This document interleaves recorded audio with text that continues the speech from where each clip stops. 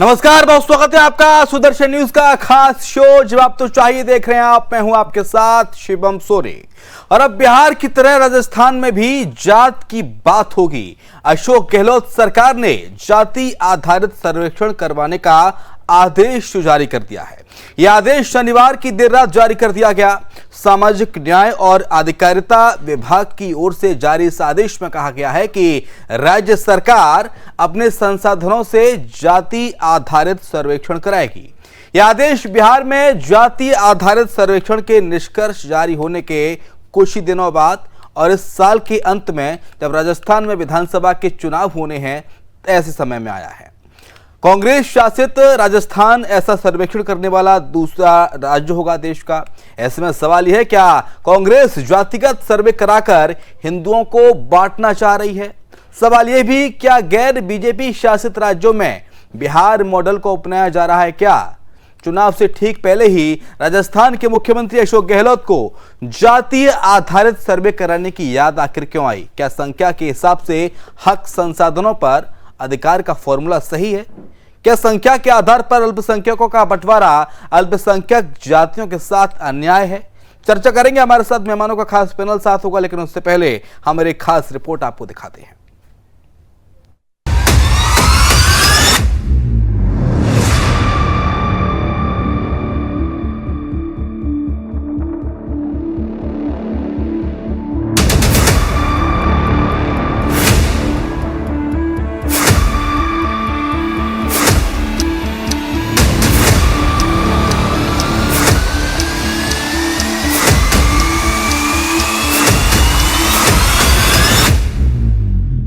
राजस्थान छत्तीसगढ़ में जब विधानसभा के चुनाव नजदीक हैं और कभी भी बिगुल फूंका जा सकता है, तो ऐसे में कांग्रेस ने अपने तरकश का आखिरी तीर चल दिया है।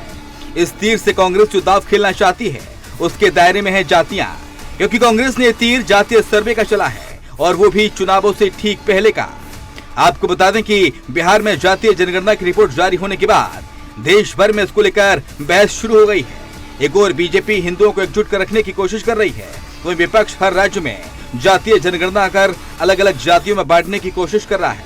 आज भारत के हिंदुओं को जातिगत जनगणना के नाम पर टुकड़ों में बांटने की साजिश की जा रही है। राजस्थान के आगामी विधानसभा चुनाव को लेकर कांग्रेस पार्टियां अब नया दांव खेलने जा रही हैं। इसके तहत गहलोत सरकार बिहार की तरह राजस्थान में भी जातिगत गणना करवाएगी। इस गणना के पीछे का मुख्य उद्देश्य कांग्रेस की जातिगत समीकरणों को लेकर रणनीति तैयार करना है। अब सवाल ये है कि आने वाले विधानसभा और लोकसभा चुनाव पर इसका असर पड़ेगा। क्या संख्या के हिसाब से हक संसाधनों पर अधिकार का फॉर्मूला सही है? क्या संख्या के आधार पर अधिकारों का बंटवारा अल्पसंख्यक जातियों के साथ अन्याय है? और सबसे अहम सवाल ये, क्या जातिगत जनगणना हिंदुओं को बांटने की साजिश है? Bureau report, Sudarshan news.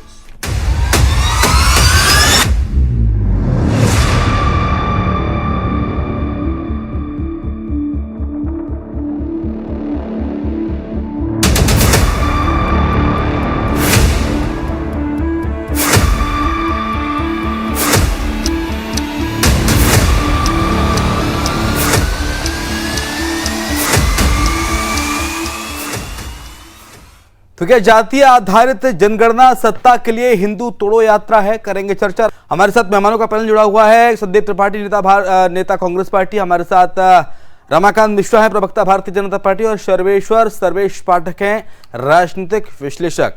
लेकिन शुरुआत संदीप त्रिपाठी आप के साथ किस तरह से देखते, क्योंकि अचानक से विधानसभा चुनाव से ठीक पहले याद क्यों आती है राजस्थान के मुख्यमंत्री अशोक गहलोत साहब को कि अब जातीय आधारित जनगणना कराने का सही समय आ गया है? क्या चुनाव से पहले कोई शगुफा है ये?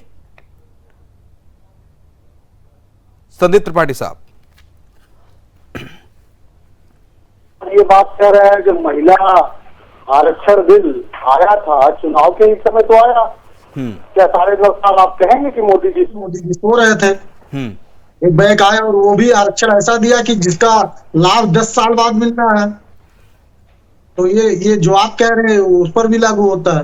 पहली चीज। दूसरी बात, अभी आपने कहा इंट्रो में कि भाजपा हिंदुओं को एक करती है और कांग्रेस जाति तोड़ने के, हिंदुओं को तोड़ने के लिए जाति गणना की बात कर रही है। शिवम जी, गहलोत जी की जाति राजस्थान में कितने प्रतिशत होगी? अगर आप ये कह रहे हैं तो अगर इसका इस आशय में आप ले रहे हैं तो उनकी तो बहुत कम संख्या है गहलोत जी की जाति की।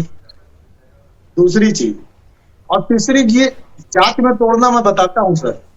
शिवम जी, उत्तर प्रदेश में आज आप चले जाइए, डीएम की संख्या देख लीजिए, एसपी की संख्या देख लीजिए, और जो थाने के थानेदार होते हैं उनकी संख्या देख लीजिए।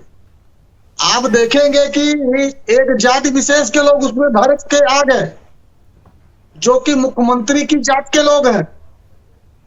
तो ये जाति में तोड़ना नहीं है क्या? तीसरी चीज। चौथी चीज, जब मोदी जी आते हैं और मोदी जी कहते हैं कि बड़े गर्व के साथ कि वो ओबीसी समुदाय से आते हैं, वो ये तो नहीं कहते कि हम हिंदू वर्ग से आते हैं। जब मोदी जी आकर ये कहते हैं कि वो ओबीसी समुदाय से आते हैं, तो क्या ये हिंदुओं को तोड़ना था या नहीं? और आज आप गाना इसलिए गा रहे हैं क्योंकि जाति जनगणना होने जा रही है। अरे भाई, इसलिए होने जा रही है कि इतने वर्ष आरक्षण दिया गया, इतनी किसकी संख्या है, कौन आगे रह गया, कौन आगे बढ़ गया, कौन पीछे रह गया, किसकी संख्या कितनी है, इस आधार पर अगर हम एक सर्वेक्षण कर रहे हैं तो क्या दिक्कत है? आज आप देखिए कि सरकार ने ना जनगणना कराई, जो आर्थिक सर्वेक्षण 2021 में होने थे वो नहीं कराए। सारे काम हो सकते हैं। जो है कोरोना काल लेकर ये कहते हैं कि 2021 में होना था, कोरोना आ गया। भाई, कोरोना के बाद तो आपने बड़े बड़े काम किए, जनगणना और आर्थिक सर्वेक्षण आपने क्यों नहीं करा? आज लोगों की आमदनी घट गई क्योंकि इनकी असलियत खुल जाती, ये पता चल जाता कि लोगों की आय किस तरीके से जो है आम जनता की आय घटी है। रमाकांत मिश्रा साहब, कांग्रेस कह रही है कि बीजेपी सामाजिक न्याय और अधिकारों से दूर भगा रही है जनता को। देखिए शिवम जी, एक चीज यहाँ पर स्पष्ट करना चाहूंगा। हाँ। क्योंकि बिहार में हमने सपोर्ट किया था जातिगत जनगणना करवाने के लिए, हमने सपोर्ट किया था, लेकिन हमने इस चीज के लिए नहीं किया था जो कि आप इसका दुरुपयोग करें। देखिए, ये कहते हैं जो कि इनके बातों का कोई आधार तो होता नहीं है कांग्रेस वालों का, चाहे उनके प्रवक्ता हो, नेता हो, कुछ भी नहीं। यही इनके प्रधानमंत्री मनमोहन सिंह जी पहले क्या कहते थे? देश के संसाधनों पर सबसे पहला हक अल्पसंख्यकों का, उसमें भी मुस्लिम समुदाय। अरे सुनिए इधर, एक एक करके सर, आपके बीच में नहीं बोले संदीप त्रिपाठी, आपके बीच में रमाकांत मिश्रा नहीं बोले, आप भी ना बोले प्लीज। मैं आपसे आशा करता हूं कि आप सुनेंगे, आपकी बारी आएगी सर, आप तब बोलेंगे प्लीज। सर, सार्थक चर्चा चाहता है देश, पूरा देश देख रहा है सर सुदर्शन न्यूज, और सार्थक चर्चा हम चाहते हैं। नहीं, ऐसे दर्शकों को समझ में नहीं आएगा हम क्या बहस कर रहे हैं। एक एक करके संदीप त्रिपाठी जी प्लीज, आपका फेडर डाउन करना पड़ेगा मुझे। एक एक करके फेडर डाउन कर दीजिए संदीप त्रिपाठी जी का। रमाकांत जी आप बोलिए। विवेक का तरीका नहीं है। हाँ बोलिए, आपकी आवाज नहीं आएगी। नहीं बोला मैंने, आपके बीच में नहीं बोला। हाँ, अब बात पूरी रखिए शिवम जी। हाँ, इनके बातों का न आधार होता है, कुछ तथ्य होता नहीं है। जिस तरह से इन्होंने संसाधनों का कह रहे हैं जो नहीं, एक विशेष वर्ग के लिए जो है ये संसाधन है सब, लेकिन प्रधान पहले संसाधन पर हक ही गरीबों का है, उन्होंने स्पष्ट कर दिया। दूसरी चीज ये कहना चाहूंगा, 1990 के दशक में आज बिहार सरकार अपना पीठ थपथपा रही है। किस आधार पर इन्होंने जनगणना कराई है, किस आधार पर नहीं कराई है।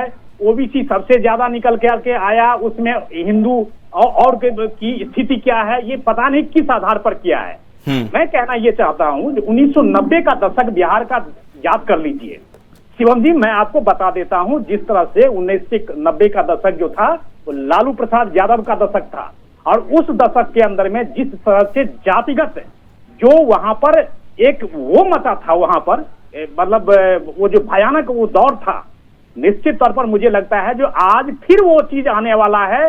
और आप देखेंगे जो कि आने वाले समय में जिस तरह से कांग्रेस या अन्य विपक्षी दल इतना प्रखर होकर के, मुखर होकर के जातिगत जनगणना करा करके जातियों में जो बांटने का काम कर रहे हैं, निश्चित तौर पर आने वाले समय में आप देखेंगे इसका जो रूप है वो बड़ा ही विभत्स हो जाएगा। तो मुझे लगता है जो कि कम से कम जाति में आप जातिगत जनगणना करवाइए, कोई दिक्कत नहीं है। मैं तो ये कहता हूँ ठीक है, हर एक वर्ग का एक आंकड़ा आना चाहिए, लेकिन सबसे पहले तो मुझे यही लगता है जो कि नेहरू साहब। लेकिन रमाकांत साहब, कांग्रेस अपना तर्क ये रख रही है कि जातियों के हिसाब से नीतियां बनाने में इससे और मदद मिलेगी। ताकि जो जातियां हैं देश में वो और ज्यादा सशक्त हो सकें। उनका ये मकसद ऐसा उनके द्वारा कहा जा रहा है। शिवम जी, आपने बहुत अच्छी बात कही। हाँ। कांग्रेस की ये पॉलिसी, हाँ। मैं कह रहा हूँ 55 सालों से आपने क्या किया भाई? आप तो मुझे आप 9 साल का गिना रहे हैं, तो मैं भी तो 60 साल का गिनाऊंगा ना भाई। हाँ। 60 साल में आपने क्या किया? क्या किया आपने? आप अगर जातिगत जनगणना की बात है तो किस बार आपने कौन सा आंकड़ा प्रस्तुत किया, मुझे बता दीजिए ना। यहाँ पर प्रखरता से तो अपनी बातें रख रहे हैं आप। 9 साल में मेरा हिसाब मांग रहे हैं, तो 60 साल का हिसाब कौन देगा? 60 साल का हिसाब हम मांग रहे हैं, हमें दीजिए ना आप। तो ये चीजें हैं कांग्रेस की जो पॉलिसी है। संदीप त्रिपाठी जरा बता दीजिए, करने वाली संदीप त्रिपाठी जरा हिसाब दे दीजिए। आपने, आपकी सरकार थी राजस्थान में, छत्तीसगढ़ में, वहां जाति आधारित जनगणना तो आपने कराई नहीं पिछले 5 सालों में। अब आप कोरोना का तो बहाना दे नहीं सकते भारतीय जनता पार्टी की तरह, क्योंकि आपने खुद ही कहा था हाल ही में कर्नाटक में आपकी सरकार बनी है। राजस्थान में जाति आधारित जनगणना करा रहे हैं तो कर्नाटक में भी करा दीजिए, हिमाचल में भी करा दीजिए। शिवम जी, आपकी जानकारी के लिए मैं बता दूं कि पहले ही कर्नाटका में, राजस्थान के पहले ही कर्नाटक में घोषणा हो चुकी है। पहली चीज जान लीजिए। हिमाचल छत्तीसगढ़ भी करा दीजिए ना सर। वहाँ भी होगा, वहाँ पर एक संसद हो चुका है, छत्तीसगढ़ सरकार ने पहले ही करा लिया है। नहीं, राजस्थान में इसलिए हो रहा है अभी क्योंकि चुनाव है वहां पर। ये सर्वे छत्तीसगढ़ में बहुत पहले हो चुका है, उसके आंकड़े पब्लिक डोमेन में नहीं है, सरकार के पास वो आंकड़े हैं। तो उन्हें जारी कीजिए ना, उसमें काम कब वो जारी भी हो जाएंगे। हाँ बिल्कुल, हमने करा दिया, जारी भी हो जाएंगे। ठीक है। अभी हमारे साथी ने मनमोहन सिंह के भाषण की बात की, मैं बता देता हूँ। हाँ। मैं पूरा भाषण सुना दे रहा हूँ इनको साथी को। जिस तरीके से ये झूठ फैलाते हैं और हमारे देश के प्रधानमंत्री झूठ बोलते हैं, मुझे शर्म आती है कि देश का हमारा प्रधानमंत्री कितना बड़ा झूठा है। मतलब एक फ्रॉड की श्रेणी में पहुंच जाते हैं हमारे देश। प्रधानमंत्री के लिए आप संसदीय शब्द का इस्तेमाल करिए। देश के प्रधानमंत्री के लिए प्लीज, मैं आपको टोक रहा हूँ। देश के प्रधानमंत्री मनमोहन सिंह नहीं थे। नहीं, देश के प्रधानमंत्री के लिए उन्होंने तूतलाक नहीं किया, आप भी तूतलाक नहीं करेंगे। जितने भी तूतलाक उन्होंने किया ना, आप भी तूतलाक करेंगे। बेशर्म आदमी है ये, प्लीज। बेशर्म आदमी है। देश के प्रधानमंत्री के लिए मर्यादा शब्दों का इस्तेमाल नहीं होगा टीवी डिबेट में, करता ही नहीं होगा। मैं बर्दाश्त नहीं करूंगा। ये वार्निंग आपके लिए, आखिरी चेतावनी। अगर आप इस तरह क्या मर्यादा शब्दों का इस्तेमाल करेंगे तो माफ कीजिएगा। इनके शब्दों के ऊपर में बिल्कुल कंट्रोल होना चाहिए। इनको बेशर्म आदमी है ये बेशर्म आदमी है ये। आराम से मैंने बोल दिया ना सर, मेरा काम है बोलना। रमाकांत मिश्रा मैंने बोल दिया, रमाकांत मिश्रा मैंने बोल दिया, मेरा काम है बोलना, मैंने बोल दिया, उन्होंने सुन लिया। मेरा काम है बोलना, मैंने सुन लिया। लेकिन सवाल ये है संदीप त्रिपाठी साहब के चुनाव से ठीक पहले ही जातिगत सर्वेक्षण की आवश्यकता क्यों आ गई? क्या जातियों के आधार पर ही अब चुनाव लड़ा जाएगा राजस्थान के अंदर और जहां जिन राज्यों में सरकार है आपकी? और कांग्रेस को 70 सालों में जातीय आधारित जनगणना की याद क्यों नहीं आई? बिल्कुल मैं बताता हूँ। हाँ बताइए, ये सवाल आपसे पूछा जा रहा है। देखिए समय के अनुसार जो मांगे होते हैं, 27% का आरक्षण कितने वर्षों बाद मिला ओबीसी को? ओबीसी समुदाय ने मांग की, एक मंडल कमीशन बैठा, उसकी रिपोर्ट आई, हमने लागू किया। हाँ। तो ये चीजें समय के अनुसार होती है ना। ये चीज कह देना कि ये नहीं हुआ था, अब हम आपसे पूछ रहे कि अटल बिहारी वाजपेयी की भी सरकार थी, महिला आरक्षण क्यों नहीं लागू कर पाए आप? 9 साल आपकी सरकार थी, क्यों नहीं लागू कर पाए? हर एक चीज का एक समय होता है। आप इस तरीके से कह दीजिए कि नहीं हमने बहुत कुछ किया है, ओबीसी के लिए किया है, एससी के लिए किया है, महिलाओं के लिए किया है, ये कह देंगे कि कुछ हुआ ही नहीं है। बहुत कुछ हुआ है।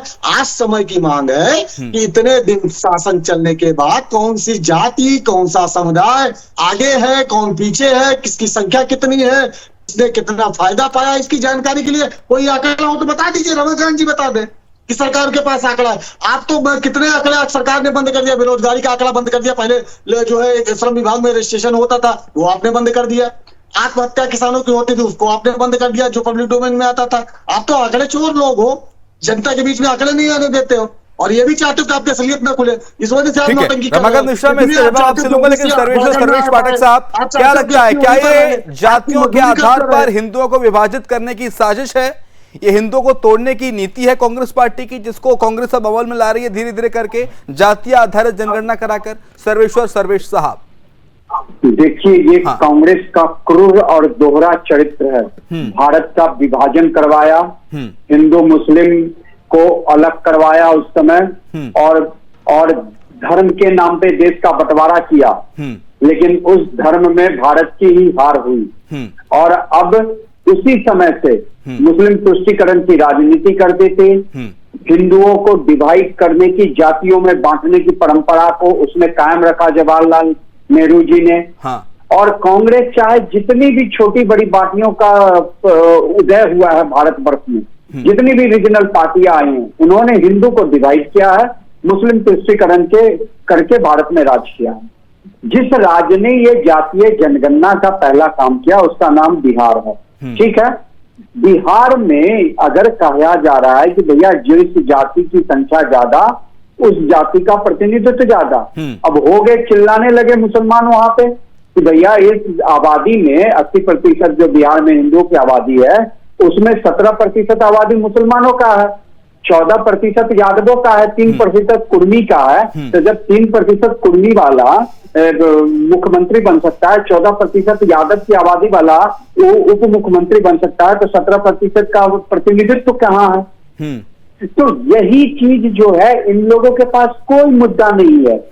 ये हिंदुओं को ही डिवाइड करेंगे, हिंदुओं की ही जाति पूछेंगे। इसके मुंह में जुबान नहीं है कि मुसलमानों की भी जाति एक बता दे कि मुसलमान में कितनी जाति होती है।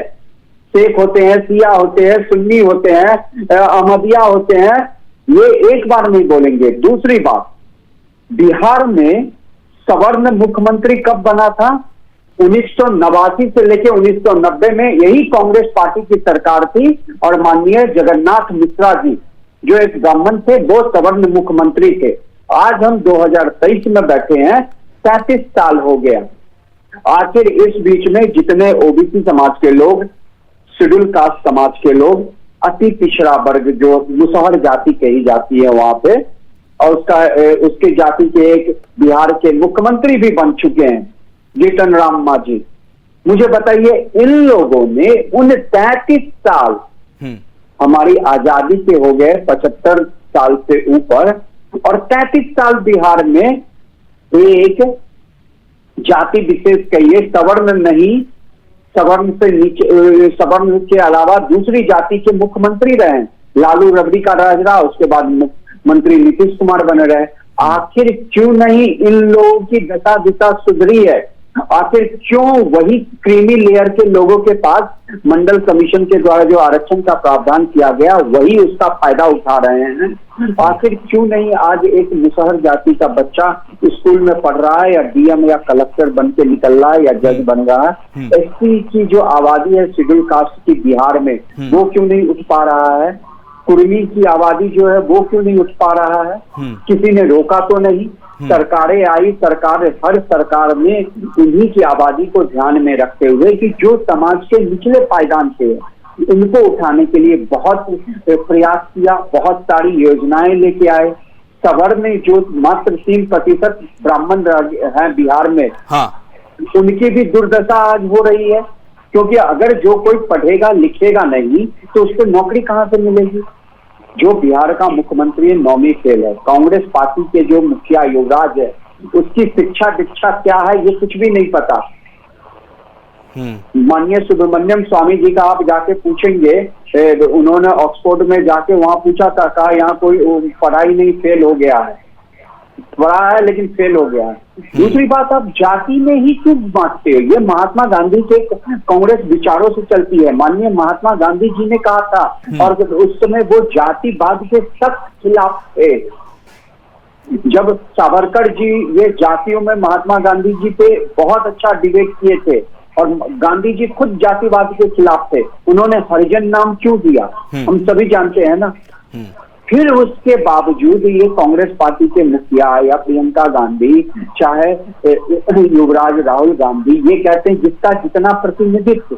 तो ठीक ही प्रधानमंत्री जी ने बोला है कि देश में प्रतिनिधित्व सबसे ज्यादा किसका है, किसकी आबादी है? हिंदुओं की आबादी। तो पहला हक उन्हीं का होना चाहिए। बिल्कुल भाई, हमें जो भी समाज के निचले पायदान पे हो, चाहे वो ब्राह्मण हो चाहे वो शुद्ध, उनको बढ़ाने के लिए जो उन्होंने कहा कि समाज के ये देश जिसका है उसका पहला हक उस पर होना चाहिए। बिल्कुल सही बात है आपकी। गरीबों का। बिल्कुल। दूसरी बात, ये कांग्रेस पार्टी के जो आप प्रवक्ता बैठा रहे थे, ये झूठ फैला रहे थे। ये 2006 की घटना है, जब माननीय मनमोहन सिंह जी एक नेशनल डेवलपमेंट काउंसिल की मीटिंग को संबोधन कर रहे थे और वहां पे जाके बोला है उन्होंने कि जो देश की संसाधनों पे पहला हक माइनॉरिटी कम्युनिटी का होता है। और ये जितने बड़े बड़े समाचार पत्र है सबने प्रमुखता दी है। और मैं अभी टाइम्स ऑफ इंडिया का खबर खोल के बैठा हूं, जो कि पब्लिश हो रखा है आपका। पीटीआई ने ये खबर दी थी दिसंबर 9, 2006 को। इनको कहिए कि नेशनल टेलीविजन सुदर्शन जैसे राष्ट्रवादी चैनल पे बैठ के झूठ ना फैलाए। उन्होंने कहा था तब समाचार पत्र में प्रमुखता दी थी। अब अगर हिंदुओं को ही आप जाति में डिवाइड करोगे तो फिर आपकी ओछी राजनीति का औचित्य क्या रह गया? आप उस जाति के लोग, अगर एसटी कम्युनिटी में आता है, महादलित में आता है, मुसहर समाज, उसको उठाने के लिए कितना काम किया है, इन लोगों से जाकर पूछिए, जरा नीतीश कुमार या तेजस्वी यादव से जाकर पूछिए। लेकिन ये इनकी मुख नहीं खुलेगी, ये कांग्रेस पार्टी कुछ है। आप इनसे पूछिए ना कि आप जातिगत जनगणना करवा के हासिल क्या करना चाहते हो? ठीक है, इससे तो आप इन सारे सवालों को संदीप त्रिपाठी साहब से लूंगा, लेकिन दस सेकंड जैसे अंग्रेजों ने फूट डालो और शासन करो की नीति अपनाई थी, उसी तरह ये जो इंडी अलायंस गठबंधन जो बना है उसका यही है कि इनके पास कोई काट नहीं है, तो हिंदुओं को फूट डालो और फिर राज्य करो। बिल्कुल, हिंदुओं पर फूट डालो, राज करो। क्या ये नीति वाकई में लग रहा है कि कांग्रेस पार्टी अपना रही? रमाकांत मिश्रा, आपसे पहला सवाल ये, और दूसरा सवाल ये, क्या देश में बिहार मॉडल लागू करने की रणनीति पर INDIA गठबंधन काम कर रहा है? देखिए, दो चीज है। आप निश्चित तौर पर ये चीज तो सत्य है, जो कि कांग्रेस जिस तरह से एक विभाजनकारी दिमाग लेकर के चली आ रही है 1947 से लेकर के आज भी उसी मतलब ढर्रे पर चल रही है, आज भी उसी नीति पर चल रही है। इसमें तो कहीं कोई दो मत नहीं है। आप 140 करोड़ जनता है, उसके जनता के एक एक शब्द को अगर किसी को पूछ लीजिए कांग्रेस के बारे में बताते। दूसरी बात ये, जो बिहार सरकार जो पीठ थपथपा रही है, बिहार सरकार थोड़ा सा पीछे भी चला जाए, जब लालू का दौर था उस समय में भी आप देखेंगे 1990 के दशक में जिस तरह से ब्राह्मण और जो कहते थे ना भूरे बालों वाला, उनको कहते थे जो कि इनका मतलब समूल नाश करो, मतलब ऐसा वहां पर इस तरह से हम लोगों ने गांवों में देखा हुआ है, शहरों में देखा हुआ है। ऐसे मतलब यादवों के भैंस ब्राह्मण के खेतों में जाकर के पूरा फसल खा जाता था, लेकिन एक ब्राह्मण या फॉरवर्ड कास्ट वहां पर उसके विरुद्ध न FIR लगा सकती थी, न वहां पर उसके विरुद्ध बोल सकती थी। ये तो हम लोगों ने देखा है शिवम जी। तो इसलिए मुझे लगता है जो कि जातिगत जनगणना कराने के बाद और जिस तरह से पीठ थपथप करके नीतीश कुमार का थपथपा रहे हैं और नीतीश कुमार भी उलट करके उनका थपथपा रहे हैं, तो ये तो कम से कम दौड़। लेकिन रमाकांत त्रिपाठी साहब, जब जातीय जनगणना का प्रस्ताव सदन पटल पर रखा गया था बिहार विधानसभा में, तब तो आप सरकार में थे ना नीतीश बाबू के साथ? मैं बिल्कुल सही, देखिए मैंने क्या कहा, मैंने अपने पहले ही वक्तव्य में कहा जो हमने सपोर्ट किया, लेकिन सपोर्ट किया उसके दुरुपयोग के लिए नहीं हमने किया, हमने एक आंकड़ा आ जाए इसके लिए किया। लेकिन अगर आप आंकड़ा आने के बाद उसका दुरुपयोग करना चाहेंगे तो मुझे लगता है कि कम से कम एक बार देश समझना चाहेगा कि दुरुपयोग किस तरह से मतलब करना चाह रहा है INDIA गठबंधन कांग्रेस पार्टी। एक बार आप एलोब्रेट कीजिए प्लीज। जी बिल्कुल। देखिए शिवम जी, दुरुपयोग क्या है मैं बता देता हूँ। मैंने क्या कहा आपको, मैंने ये कहा जो कि ये जो अब कह रहे हैं जो कि जिसकी जितनी जनसंख्या उतनी रिप्रेजेंटेशन, ये क्या आपको नहीं लगता जो कि ये विभेदकारी और विभाजनकारी बातें हैं ये? अब एक चीज बताइए, जिसका 3% का वहां पर आंकड़ा है, तो क्या उसका रिप्रेजेंटेशन का उसका अधिकार खत्म हो गया क्या? तो आप कह रहे हैं कि अल्पसंख्यक को दबाने की नीति है क्या है? बिल्कुल, ये दबाने की नीति है। और है क्या? इसीलिए तो प्रधानमंत्री जी ने स्पष्ट किया है जो कि आप जात पात में बांट करके वो जो सोच रहे हैं वो चीज नहीं होगा। दूसरी बात उन्होंने कहा है कि भारत के ऊपर में, भारत के संसाधनों के ऊपर में सबसे पहला हक गरीबों का है। ये उन्होंने स्पष्ट कर दिया है, अपने मंचों से भी कहा है और हर जगह कहा है। तो मुझे लगता है जो कि प्रधानमंत्री जी ने इस स्थिति को स्पष्ट कर दिया है, INDI गठबंधन दुरुपयोग करने की कोशिश करेगी, हम लोग इसका दुरुपयोग नहीं होने देंगे, ये मैं आपके चैनल के माध्यम से आश्वस्त करना चाहता हूं। ठीक है संदीप त्रिपाठी जी, भारत तो अखंडता की और सामाजिक एकता की बात करने वाला देश है सर, इसमें जातियों के आधार से बात कब से होने लग गई और जातियों के आधार पर योजनाएं कब से शुरू होने लग गई? हम तो अखंडता और सामाजिक एकता की बात करते हैं, तो अखंडता और सामाजिक एकता की बात कांग्रेस पार्टी करे, ये अपील की जा रही है आपसे। शिवम जी, हम 4 लोग बैठे हैं, चारों लोगों की जातियां अलग अलग है। अगर जातियों से अगर जाति आधारित कुछ होता नहीं है तो जातियां तो छोड़ देनी चाहिए। जातियां बाद में, पहले हम हिंदुस्तानी हैं सर, पहले हम भारतीय नहीं करते, हम एक हैं, हम हिंदू हैं। हाँ, हम हिंदू हैं, हिंदुस्तानी हैं, भारतीय हैं। हम हिंदू हैं और हम एक हैं। इसका मुंह बंद कराइए सर। सर प्लीज आराम से, ऐसे नहीं, आराम से तू तड़ाक नहीं चलेगा। मैं आपसे पहले बोलिए कि इस डिबेट में नहीं चला, आप मर्यादा से बात कीजिए सर। आपसे कोई बदतमीजी से बात नहीं कर रहा, आप भी बदतमीजी से बात नहीं करेंगे। मैं आपसे एक बार चेतावनी दे चुका हूँ, ये ठीक बात नहीं है। बीच में ना बोले सर, नहीं, बीच में नहीं बोलेंगे, बीच में नहीं बोल रहे हैं, आप मर्यादा से बात कीजिए ना। आप सर बोलिए, आपका अधिकार है। नहीं, आप मर्यादा से बात कीजिए। मेरी आखिरी बार कह रहा हूँ मैं आपसे, आप किसी भी पैनल पे बैठे हुए सम्मानित व्यक्ति से इस तरह से बात नहीं कर सकते सर। नहीं तो सर, हमारे लिए सारे लोग बराबर है, सारे लोग सम्मानित है, सारे लोग प्रतिष्ठित हैं। शिवम जी, ये भी एक मर्यादा है तो किसी के बीच में टोका टाकी हो जी, पहली चीज।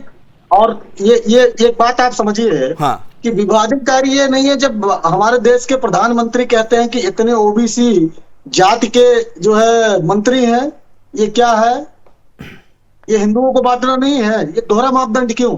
और स्वयं को कहते हैं कि ओबीसी समुदाय से है, ये हिंदुओं को बांटना नहीं है। जब ये बताया जाता है कि राष्ट्रपति की जाति या जो है उनका समुदाय वो आदिवासी से आती है, ये हिंदुओं को बांटना नहीं है, मतलब गजब का डबल स्टैंडर्ड की बात हो रही है सर। मोदी जी करे तब ठीक है, कल को यही जनगणना, जाति जनगणना की बात अगर भाजपा करती है तो अभी जो ये जो विधवा विलाप कर रहे हैं ना सर, छाती पीट पीट कर इसकी बड़ाई करते, इनका सब स्टैंडर्ड तक सब बदल जाते हैं। इस सवाल में सर्वेश्वर सर्वेश जी से लूंगा। सर्वेश साहब, सर रिक्वेस्ट है, जल्दी से 2 मिनट में। हाँ, विभाजन की बात अभी सर की। हाँ, यही लोग भाजपा के लोग बताते हैं कि 25% जब देश आजाद हुआ तो 25% की आबादी पाकिस्तान में हिंदुओं की थी। तो गजब की तलाश आप लोग करते हो। अगर जो है धर्म के आधार पर बंटवारा हुआ था तो 25% वहां पर हिंदू कैसे थे? इतनी छोटी सी बात तुम जैसे मूल व्यक्तियों को समझ में नहीं आती है क्या? बात आई है तुष्टीकरण की, आप बता दीजिए 60 साल में हमने तुष्टीकरण करते हो, हमने तुष्टीकरण किया क्या? हमने स्पेशल फायदा मुस्लिमों को क्या पहुंचाया वो बताइए। और भाजपा ने क्या पहुंचाया मैं बता देता हूँ। भाजपा खुलेआम मुस्लिम सम्मेलन करती है, उसका नाम पसमानदा रख देती है, लेकिन छद्म हिंदूवादियों का हिंदू तो खतरे में नहीं पड़ता है, क्योंकि भाजपा की दलाली करना है, पैसा लेना है। और फिर जाति मुस्लिम जाति की बात हुई कि बिहार में जो है सर्वेक्षण में मुस्लिम जातियों की नहीं काउंट की गई है, ये एक झूठ, सरासर झूठ। उसमें मुस्लिम जातियों की काउंटिंग हुई है, अलग अलग अंसारी कितने हैं, अहमद कितने हैं, जाकर उसका डिटेल में पहले अध्ययन करिए। दोपोलिया करने से काम नहीं चलता है। और फिर मनमोहन सिंह जी की बात, अभी न्यूज और उसकी बात हो रही थी, मनमोहन सिंह जी का मैं कहिए तो जो भाषण है, वित्त जैसे उन्होंने बोला है मैं भेज देता हूं कि उन्होंने क्या बोला है। आधी बात आप करेंगे मतलब बदल जाएगा। मैं कहूंगा कि जो है सबसे बड़े चोर सर्वेश्वर पाठक हैं, सेकंड वाले जो है आर.के. मिश्रा जी हैं, लेकिन मैं फिर भी कहूंगा कि बड़े ईमानदार है। अब आधी बात करके कोई अगर काट के चला देगा तो हो गया, ईमानदारी तो इनकी खत्म ना, ये चोर हो जाएंगे। तो यही भाजपा करती है। और सर्वेश्वर पाठक जैसे लोग जो राजनीतिक विश्लेषक लगाकर तय जाते हैं, लेकिन उनकी मूर्खता को मैं क्या कहूं। अरे आप चले जाइए, मनमोहन सिंह जी का वीडियो उपलब्ध है नेट पर, लल्लन टॉप ने उस पर स्टोरी की है, सेम टू सेम सुन लीजिए। इंग्लिश आपकी अच्छी है, समझ में आ जाएगा उन्होंने क्या कहा है।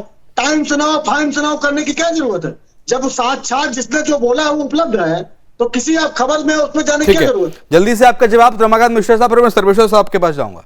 देखिए, ये कह रहे हैं जो कि वीडियो मौजूद है, वीडियो हम लोगों ने भी देखा है, और उन्होंने क्या कहा है इसमें कोई कहने की और हर जगह मौजूद है, क्योंकि ये बात जो है सो कोई चोरी छुपी बात नहीं है। तो इसीलिए आप ये ना कहें जो यहाँ पर कोई मूड है या पढ़ा लिखा कम है। सारे पढ़े लिखे पैनल में बैठे हुए हैं, सबका अपना अपना सम्मान है, और निश्चित तौर पर आपको उसका सम्मान करना चाहिए आपको।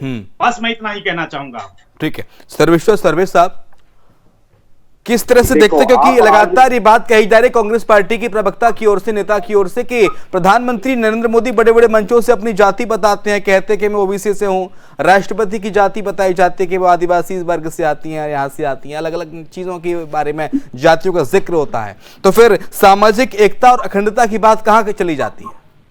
देखिए, आपने सही कहा कि जब आप किसी के मुंह में उंगली डाल के कहोगे और कहोगे कि ये पार्टी इस जाति का कोई ख्याल नहीं रखती, ये तो सवर्णों की पार्टी है, ये तो बनियों की पार्टी है, तब वहां पे बोला जाता है कि मैं तो ओबीसी जाति से आता हूं। हमारे माननीय मुख्यमंत्री जी, जब उनका नाम प्रस्ताव हुआ था तो आपको याद है ये इंडी गठबंधन वाले और ये कांग्रेसी किस तरीके से उनका मजाक उड़ाए थे।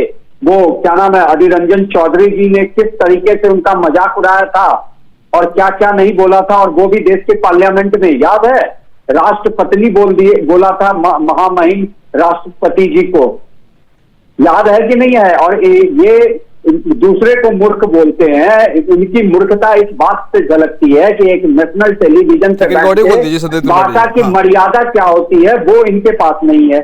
दूसरी बात, ये मेरे नाम को कहते हैं कि सर्वेश्वर सर्वेश चोर है। अरे मैं कहां से चोर आ गया? चोर तो आपकी राजमाता सोनिया गांधी और राहुल गांधी है, जो बेल पे पड़े हुए हैं, बेल पे पड़ा हुआ है 5,000 करोड़ के घोटाले में बेल पे है। लेकिन चलते चलते आखिरी सवाल संदीप त्रिपाठी साहब आपके साथ, आखिरी सवाल चलते चलते, क्या 2023 का रण जातियों के आधार पर कांग्रेस पार्टी जीत जाएगी? आपको लगता है कि जनता आपकी इस बात में आएगी, झांसे में आएगी और आपको जिता देगी 2023 में?